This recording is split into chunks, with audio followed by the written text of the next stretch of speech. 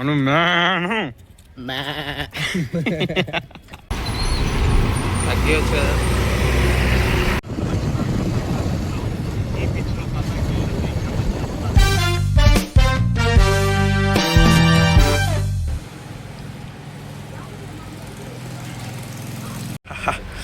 Good morning guys.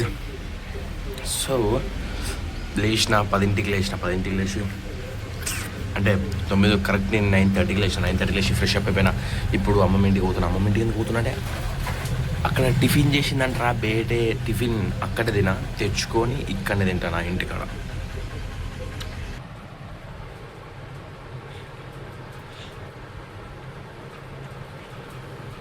Yes, నేను మళ్ళీ ఎందుకు వచ్చిన అంటే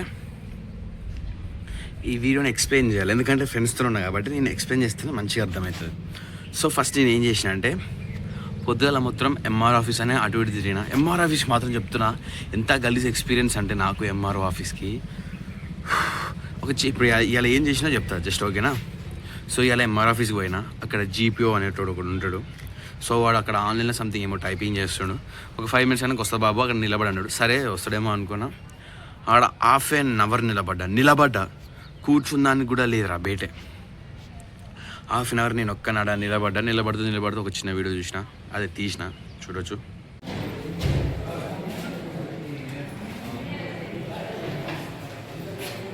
సో అట్లా హాఫ్ అన్ అవర్ తర్వాత నిలబడ్డాక వచ్చినాక సార్ ఇట్లా ఏమైంది సార్, ఇది ఇంటికి చెక్కింగ్కి వస్తా అన్నారు, ఏమైంది అది అంటే, అది లేడు వచ్చినాక వస్తాం పో. ఇదే డైలాగ్ అన్నారు నాతో వాడు. లేడు వచ్చినాక వస్తాం పో. ఇక వాడు ఇట్లా మాట్లాడంగానే నాకు సార్ ఎప్పుడు వస్తారు సార్ అని అడగాల్సిన ఏంటి నాకు లోపల నుంచి అది రాదన్నమాట. అమ్మ ఎవరిని కావాల్సిన ఆగినాయి అనుకో, కానీ ఏం చేస్తాం, ఎవరి పని మన పని కాబట్టి తప్పదు. ఇక మళ్ళీ ఇలా ఒకసారి పోతానని అనుకుంటున్నా. మళ్ళీ మీ సేవకు కూడా పోయింది. దాని తర్వాత ఏం చేసిన అంటే ఒకసారి మీ సేవకు పోయినా వచ్చిన దాన్ని తీయలే. సో సాయంత్రం అయిందా, సాయంత్రం కాగానే నేను మా ఫ్రెండ్స్ బయటకు వెళ్దామని ఫిక్స్ అయినాం. ఎటు వెళ్ళినామంటే మ్యాక్సిమం ఒక 12 kilometers దూరం అయితే వెళ్ళిపోయినా. 12 kilometers 11 kilometers సరే వచ్చే 20-25 kilometers రేంజ్లో అట్లా బయటికి పోయేసి వచ్చాం. బయటికి పోయినామంటే చెప్పలేదు బాగోదు కానీ సరే.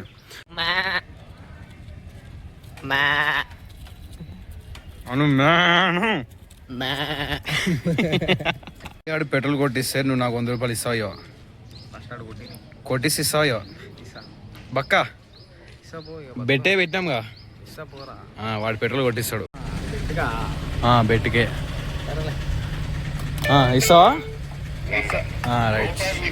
సో ఇక్కడ ఒక బెట్ నడిచింది అనమాట మా ముగ్గురి మధ్యలో.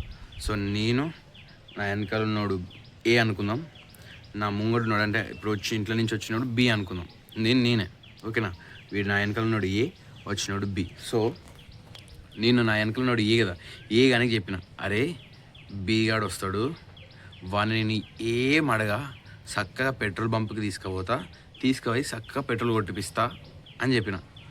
అరే వాడు కొట్టాడరా పెట్రోల్ కొట్టిపియాడరా అని వాడు పెట్టిండే. వాడు ఏగాడు నా వెనకాల ఉన్నాడు నాతో పెట్టాడు. అరే వాడు పెట్రోల్ కొట్టిపియాడరా, కొట్టిపిస్తే నేను నీకు 100 రూపాయలు ఇస్తారా అని వేసిండు నాతోనే. నేను మ్యాన్ ఆఫ్ మై వర్డ్స్ చక్కగా వాడు వచ్చిండు, బైక్ మీద ఎక్కించుకున్న, పెట్రోల్ బంక్ తీసుకుపోయినా, 100 రూపాయల పెట్రోల్ కొట్టని చెప్పిన. నేను ఏం అడగలే, వాడిని పైసలు కూడా అడగలే. ఖాళీ ఈడున్నా వెనకాల వాడున్నాడు, వాడే దిగిండు, వాడే ఫోన్పే చేసిండు, వాడే పైసలు కొట్టిండు. నేను సైలెంట్గా ఉన్నా. తర్వాత చక్కగా వీడియో తీసిన proof is important guys. Proof లేని ఎవరితో ఏం మాట్లాడలేం. సో వాడు పెట్టేసిన దానికి ప్రూఫ్ తీసిన, మళ్ళీ పెట్రోల్ పోసినందుకు ప్రూఫ్ తీసిన. ఇప్పుడు వాడు 100 రూపాయలు ఇవ్వకపోతే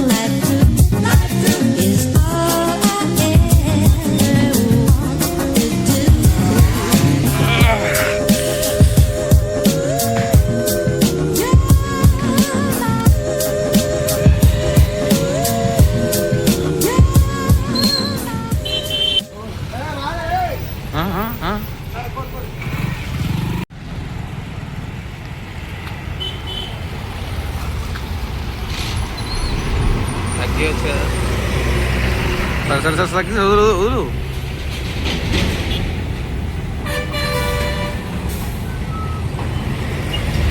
ఇంకెంత తగ్గియా?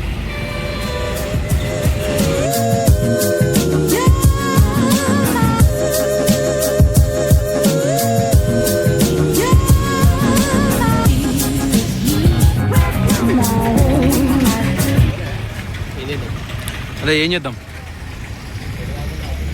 ఇప్పుడు? పానీపూరియా లేకపోతే ఇంకేమన్నా తిందామా చెప్పు. పానీపూరియా లేకపోతే ఆడ తింటావు నువ్వు? కొత్తోడైతే పాతోడైతే రే.